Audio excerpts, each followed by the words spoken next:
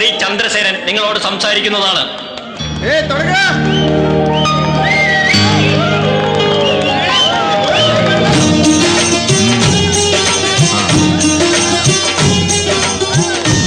ശബ്ദം കൂട്ടിയേക്കടാ. എന്റെ പ്രിയപ്പെട്ട നാട്ടുകാർ, ഞാൻ പ്രതീക്ഷയിൽ നന്നായിട്ട് പോയി കൊള്ളാം. ഇന്നെനിക്ക് സ്റ്റേജിൽ നിന്ന് സംസാരിക്കാൻ ഭാഗ്യമുണ്ടായാലും സന്തോഷമുണ്ട്. പക്ഷെ ഇന്നലെ നിങ്ങളിൽ ഒരുവനായി ഇവിടെ നിന്ന് ഇതിലും ശക്തമായിട്ട് കൂവിയിട്ടുള്ളവനാണ് ഞാൻ. കൂവി തെളിഞ്ഞവനാ.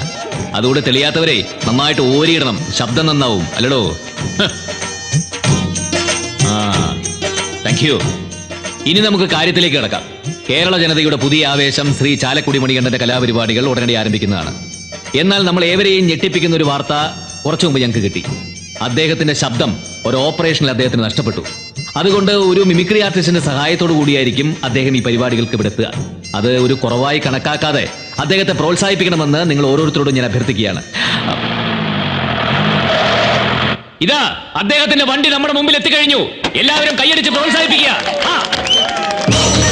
അദ്ദേഹത്തിന് നിങ്ങളുടെ ഓരോരുത്തരുടെ പേരിലും എന്റെ സ്വന്തം പേരിലും ഞാൻ സ്വാഗതം ആശംസിച്ചു കൊള്ളുന്നു.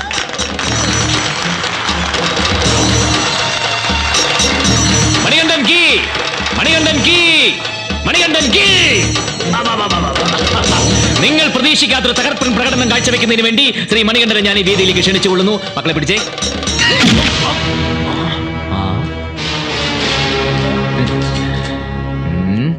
എന്റെ ശബ്ദം കീറിയെടുത്തില്ല, പരസ്യമായിട്ട് കളിയാക്കുന്ന പന്നി. കളിക്കരുത്, എനിക്ക് നോവുന്നുണ്ട്. നിന്റെ നാടൻ പാട്ടിനേക്കാൾ നല്ല നാടൻ അടിപണി ഞാൻ കാണിച്ചേരടാ.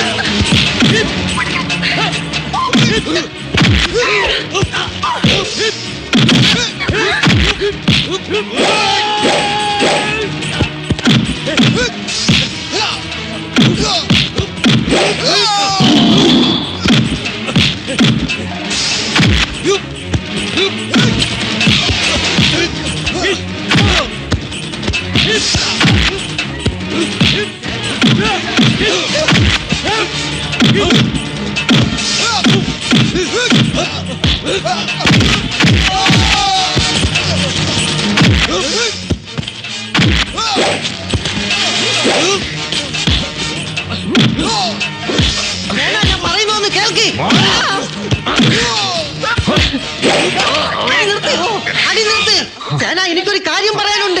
നിന്റെ അമ്മയ്ക്ക് അവിടെ ആകെ കുഴപ്പാ. വേഗം വാ. എന്ത് കുഴപ്പമാ? അമ്മയ്ക്ക് വിളിക്കുന്നോടാ. നിന്നെ എടുത്തോളാ. നിന്നെ കുറിച്ച് 100 പരാതികൾ കേൾക്കുമ്പോഴും ഒന്നോർത്ത് ഞാൻ അഭിമാനിച്ചിരുന്നു. ചീത്ത സ്വഭാവമൊന്നും ഇല്ലല്ലോ എന്ന്. ഇന്നതും കേട്ടോ. ആരെന്ത് പറഞ്ഞു എന്നാ അമ്മ ഈ പറയുന്നത്? ശബരിമലയ്ക്ക് പോവാന്നും പറഞ്ഞ് ഇവിടുന്ന് കെട്ടുമെടുത്തിട്ട് ഗോവയ്ക്ക് പോയത് സത്യമല്ലേടാ? ഓ ശരിയാണ് എന്ന് കരുതി ഞാനൊരു പെണ്ണിന്റെ. വേണ്ട, ഇനി ഒന്നും പറയണ്ട.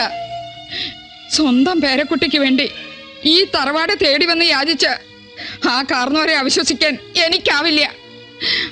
അച്ഛനും അമ്മയും ഇല്ലാത്ത കുട്ടിയാ നീ നശിപ്പിച്ചതെന്ന് പറഞ്ഞപ്പോ ആ തൊണ്ട ഇടറിയിരുന്നു. നീ മൂലം ഒരാളെ മുറ്റത്ത് വന്ന് കണ്ണീരൊഴുക്കുന്നതാണ് എനിക്ക് കഴിയില്ല. നീ കാരണം ഒരു പെണ്ണ് ആത്മഹത്യ ചെയ്തു എന്ന് കേൾക്കാനും എനിക്കാവില്ല. ആ കുട്ടി ആരാണെന്നോ ഏതാണെന്നോ എനിക്കറിയണ്ട. മരുമകളായി സ്വീകരിക്കാൻ ഞാൻ തയ്യാറാ. വിളിച്ചോണ്ട് വേടാ അവളെ. ഇനി ഇതിനൊരു തീരുമാനം ഉണ്ടാവാതെ നീ എന്റെ മുമ്പിൽ വരരുത്. എനിക്ക് നിന്നെ കാണണ്ട. വയ്ക്കോ.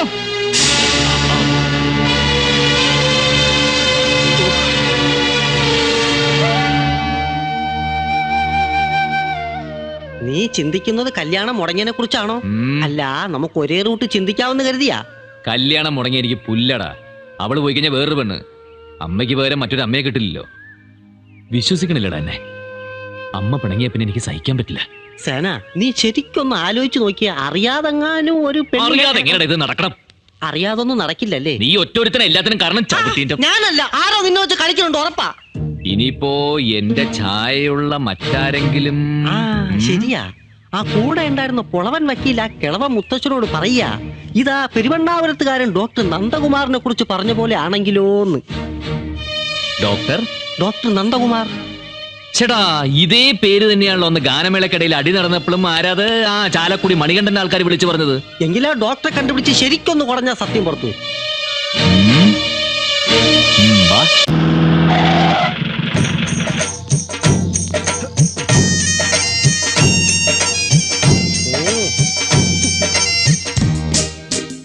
ഒരല്പം ക്രിട്ടിക്കലാണ്. പേഷ്യന്റ് തിയേറ്ററിലേക്ക് മാറ്റിക്കോളൂ.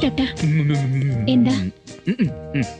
Good morning doctor. Good morning. ആ ഗുഡ് മോർണിംഗ്. ഈ ഡോക്ടർ നന്ദകുമാറിന്റെ റൂം ഏതാ? എടോ എനിക്ക് ചെവിട് കേട്ടൂടെ? ലെഫ്റ്റ് പോയി 5th ഫ്ലോർ. അന്ന് പിന്നെ പറഞ്ഞൂടെ? പേരെന്താ? വാടവിടെ. ഡോക്ടർ സ്വന്തം മുറി മറന്നായിരിക്കും. ഡോക്ടർക്ക് മെന്റൽ പ്രോബ്ലം വല്ലതും ഉണ്ടോന്നാ സംശയം. ആവോ. ഈ നന്ദകുമാർ. ആ പേഷ്യന്റിനെ തിയേറ്ററിലേക്ക് മാറ്റിയിട്ടുണ്ട്. അതിനിപ്പോ ഞാൻ എന്ത് വേണം? സിസ്റ്റർ, തിയേറ്ററിൽ ഏത് പടാ കളിക്കുന്നത്? ഏ? Doctor hi. ഏത് ഫ്ലോറിലേക്കാ? മിണ്ടൂല്ലേ? ഡോക്ടർ, ബി ബ്ലോക്കിലെ 62 നമ്പർ പേഷ്യന്റിന് പെയിൻ മാറുന്നില്ല. ഡോസേജ് കൂട്ടിയിട്ട് ഓവറൻ കൊടുക്കട്ടെ? ഓ, അത് കുറച്ച് ഓവറായിട്ട് കൊടുത്തോളൂ. പിന്നല്ല, സംശയമൊക്കെ നമ്മളെടുത്താ ചോദിക്കണേ. വരട്ടെ.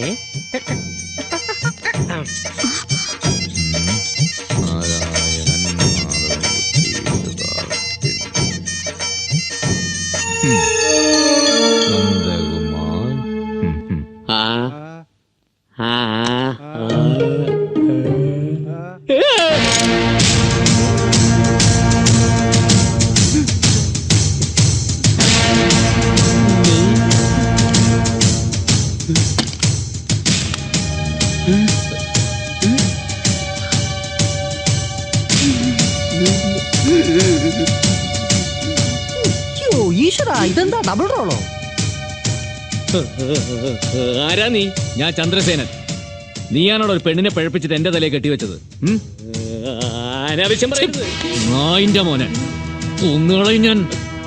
നീകളെ എല്ലാത്തിനും കാരണക്കാരൻ. അയ്യോ ഞാനല്ല. ചാലക്കുടി മണിയണ്ണന്റെ ശബ്ദം കളഞ്ഞത് താനാണോ? അതെനിക്കൊരു അബദ്ധം പറ്റിയതാ. നഷ്ടപരിഹാരം കൊടുക്കാന്ന് പറഞ്ഞിട്ടുണ്ട്. ഒരൊറ്റ അടി കൊടുത്ത പിഴപ്പിച്ചതിന്റെ നഷ്ടം കൊടുക്കാന്ന് ഇയാൾ പറയും. ആ എന്നെ തല്ലരുത് പ്ലീസ്. ഞാനൊരു ഡോക്ടറാ. എന്താ ഡോക്ടറെ തല്ലാൻ പാടില്ല നിയമമുണ്ടോ? അയ്യോ സത്യമായിട്ട് ഞാനൊരു പാവാ. ആര് പറഞ്ഞു? ആരോട് വേണമെങ്കിലും ചോദിക്കോളൂ. ഈ ഹോസ്പിറ്റൽ വിട്ടൊരു ലോകം എനിക്കില്ല. 3-4 ദിവസം മുമ്പ് ഏതോ ഒരു പെണ്ണിനെ ഞാൻ വഞ്ചിച്ചു എന്നും പറഞ്ഞ് 2 പേര് എന്റെ വീട്ടിലും വന്നിരുന്നു. അത് കേട്ട് എന്റെ വൈഫ് പിണങ്ങിപ്പോയി. God promise. പിന്നെ ആരാടാ അതിന്റെ പുറയില്? അതെനിക്കറിയില്ല. അതിരിക്കട്ടെ, നിങ്ങൾ എങ്ങനെ എന്റെ അടുത്തെത്തി? നിങ്ങളുടെ പേരാ പെണ്ണിന്റെ മുത്തച്ഛനോട് പുളവും വക്കീല് പറഞ്ഞ ഞാൻ കേട്ടു. അങ്ങനെയാണെങ്കിൽ എന്റെ അടുത്ത് വന്നവര് സെന്റ് തെരേസാസ് കോളേജിലെ ഒരു കോച്ചിനെ കുറിച്ച് പറഞ്ഞായിരുന്നു. ഇതൊരു CBI അന്വേഷണം പോലെ ഉണ്ടല്ലോ.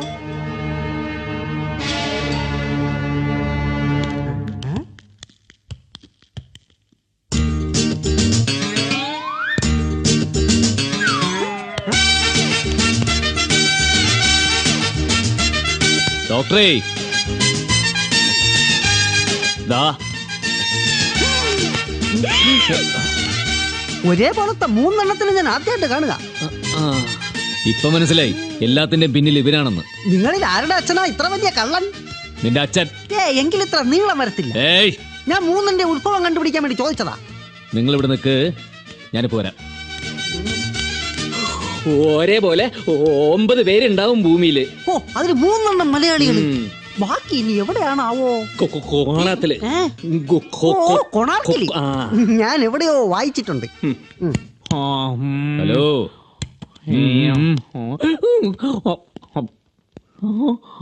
Excuse me. ആരാ ആരാ ആരാ ആരാ എന്നാ വേണം? ഇങ്ങോട്ട് വാടാ. അയ്യോ, കൊടുത്താ കൊല്ലത്തും കിട്ടുന്ന കേട്ടിട്ടുണ്ടോടാ?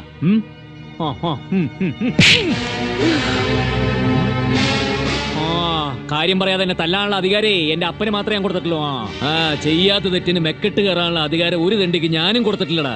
എടാ ഊവേ, ഞാൻ ചെയ്ത തെറ്റന്നാ. കാശ്മീർ പ്രശ്നത്തിൽ കൈ കടത്തിയത് ഇനി ഞാനത് വിവരിക്കണോ? അനുപമ എന്നൊരു പെൺകുട്ടിയെ ഗോവയിൽ വെച്ച് നശിപ്പിച്ചത് നീയല്ലടാ. നീയൊക്കെ നശിപ്പിച്ചതേ ഞങ്ങളുടെയൊക്കെ കുടുംബജീവിതം. ആണ്ടെ, നിങ്ങൾക്കറിയാമോ, കർത്താവാണ് ഞാൻ ഇന്നേ വരെ കണ്ടിട്ടില്ലാത്തൊരു അനുഭവം കാരണമാ 6 വർഷം ഞാൻ പ്രേമിച്ച് കിടന്ന അൽഫോൺസായി എനിക്ക് നഷ്ടപ്പെട്ടത്. ആ പെണ്ണിന്റെ പേരും പറഞ്ഞ് ഒരിക്കലും ഒരുത്തൻ എന്നെ തല്ലാൻ വന്നു. അന്ന് അവന്റെ കാലി ഞാൻ തല്ലി ഓടിച്ചു. അതല്ലാതെ അവളെ കുറിച്ച് എനിക്ക് ഒന്നും അറിയുകയില്ല. വിശ്വാസം വരുന്നില്ലെങ്കിൽ ഇതാ എന്നെ കൊന്നു.